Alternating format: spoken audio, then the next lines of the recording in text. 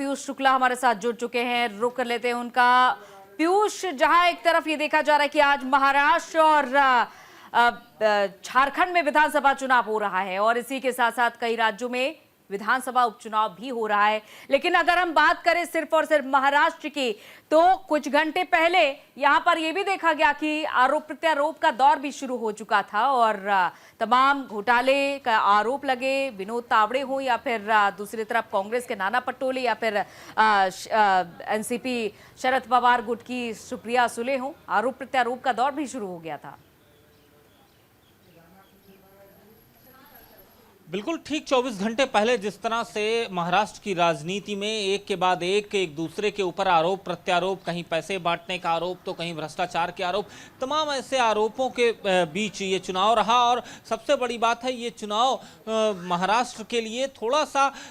एक कहा जाए तो शिवसेना उद्धव ठाकरे और शिवसेना शिंदे के बीच और एक तरफ चाचा भतीजे के बीच ये पूरा का पूरा चुनाव रहा।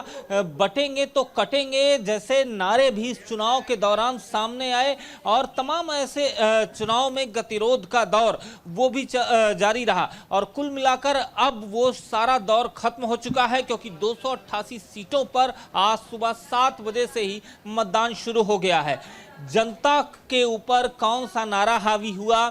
किसका किरदार हावी हुआ, जनता ये सब कुछ जानती है और आज जनता अपने उस जनादेश का प्रयोग करती हुई नजर आएगी। 288 सीटों पर तय करेगी कि आखिर महाराष्ट्र की सत्ता की चाबी किधर रहेगी और किधर से चली जाएगी या किसके पास ही सत्ता की चाबी रह जाएगी। बिल्कुल, और देखिए सत्ता की चाबी की यहाँ पर बात आती है, असली नकली की भी लड़ाई जारी रही पीयूष, क्योंकि चाहे हम शिवसेना की बात कर ले 2 धड़ों में बट जाती है, एनसीपी भी 2 धड़ों में बट जाती है। यहाँ पर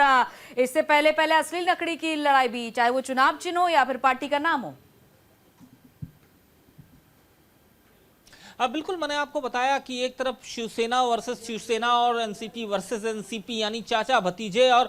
दूसरी तरफ असली शिवसेना और नकली शिवसेना के बीच ये पूरी की पूरी लड़ाई रही और ये पूरी की पूरी सियासत रही। सबसे बड़ी बात है अंजलि कि महाराष्ट्र की राजनीति को जितना भी आप समझिएगा, क्योंकि एक तरफ आप देखते हैं तो शिवसेना का जब बंटवारा होता है या शिवसेना से शिंदे गुट अलग होता है, वो समय भी मुझे याद है। उस वक्त भी मैं न्यूज इंडिया के लिए ही महाराष्ट्र में रिपोर्टिंग करता हुआ नजर आ रहा था और उस वक्त भी वो पूरे हालात मैंने देखे थे कि किस तरह से शिवसेना बटी और शिवसेना अलग हुई, सत्ता में एकनाथ शिंदे काबिज हुए और उसके बाद एकनाथ शिंदे ने अपनी सरकार जो है वो भारतीय जनता पार्टी और उसके बाद एनसीपी के सहयोग से अभी तक चलाई है। कुल मिलाकर देखा जाए तो दूसरी तरफ अगर मैं बात करूं तो शरद पवार के गुट में विभाजन होता है। उनके भतीजे अजीत पवार, उसके पहले भी जब पिछली बार महाराष्ट्र का चुनाव हुआ था तब भी अजीत पवार ही इकलौते ऐसे थे जिन्होंने देवेंद्र फडणवीस के साथ मिलकर सरकार बनाई थी। हालांकि उस सरकार बहुत दिन नहीं रही, 2 से 3 दिन बाद उस सरकार का पतन हुआ। लेकिन सबसे बड़ी बात है कि अजीत पवार के बागी तेवर उसी वक्त से आ गए थे अपने चाचा के खिलाफ और अंतोगत्वा जाकर वो बागी तेवर सामने आए और फिर वो सरकार में शामिल हुए जब शिंदे मुख्यमंत्री के तौर पे थे और देवेंद्र फडणवीस उप मुख्यमंत्री के तौर पे थे। अब चुनावी मैदान में है और आपको मैं बता दूं बड़ा दिलचस्प है कि 84 ऐसी सीटें हैं जहां पर शिवसेना शिंदे गुट कहीं ना कहीं आपस में एक दूसरे के सामने भी आते हुए नजर आए हैं। और सबसे बड़ी बात है कि 37 सीटों पर एनसीपी आमने सामने, मतलब चाचा भतीजे के कैंडिडेट आमने सामने नजर आए हैं। तो ये तमाम ऐसे गणित हैं जो बहुत दिलचस्प होंगे इस चुनाव में और अब ये देखना होगा कौन सी शिवसेना असली है, कौन सी एनसीपी असली है, जनता ने किसे असली माना है और किसे नकली माना है। अजित पवार का आपने जिक्र किया, अजित पवार के लिए इस बार का चुनाव देखिए अपनी अस्मिता बचाने का भी चुनाव है एक तरीके से, क्योंकि वो एक तो ये देखा बगावत करके आए, उन्होंने एनसीपी तोड़ी, दूसरी तरफ उन पर जो तमाम पहले गंभीर आरोप लगे थे और वो एनडीए में जुड़ने के बाद यानी कि महायुति में जुड़ने के बाद वो आरोप दरकिनार हो जाते हैं और अब अपनी अस्मिता बचाने का भी ये चुनाव है। बिल्कुल अपनी अस्मिता बचाने का चुनाव है और सबसे बड़ी बात है कि अजीत पवार की जो पार्टी है एनसीपी अजीत पवार गुट, उसकी 37 ऐसी सीटें हैं जिन सीटों पर जो